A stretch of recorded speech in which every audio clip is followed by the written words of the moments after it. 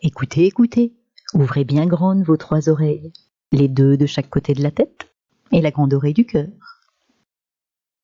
Dans une mythique Bagdad, gouvernée par un puissant calife, vivait un jeune vizir en pleine santé et qui semblait avoir toute la vie devant lui. Un jour qu'il se rendait incognito sur le marché de la ville, et au beau milieu des étalages des marchands d'épices, il rencontra une femme d'une extrême maigreur, aux yeux vides et à la pâleur sépulcrale. Sur le passage du jeune homme, elle se retourna et tendit le bras vers lui. Notre vizir, en homme averti, reconnut immédiatement la mort.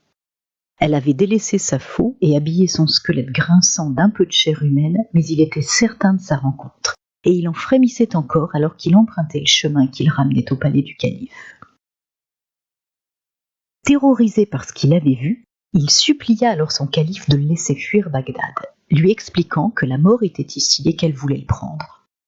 Son seul espoir, disait-il, était de sceller immédiatement le cheval le plus rapide et de partir au grand galop très loin de la ville.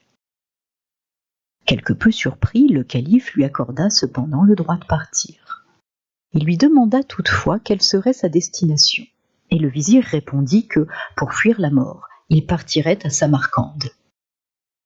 Voici donc notre vizir sur la route de Samarcande, cité du désert, à la limite du royaume, aux confins de l'Asie et du Moyen-Orient. Il pensait bien sûr y être en sécurité, loin de la mort qui rôdait à Bagdad. Cependant, interloqué par ce curieux incident, le calife en personne décida d'aller sur le marché afin de vérifier la présence de la mort. Il la reconnut très rapidement et s'adressa à elle sans crainte, lui demandant la signification du geste qu'elle avait eu tantôt en direction du vizir. « Ce n'était qu'un geste de surprise, lui répondit la mort. J'étais étonnée de le voir ici à Bagdad alors que je dois le prendre ce soir à Samarcande. Mon conte est terminé.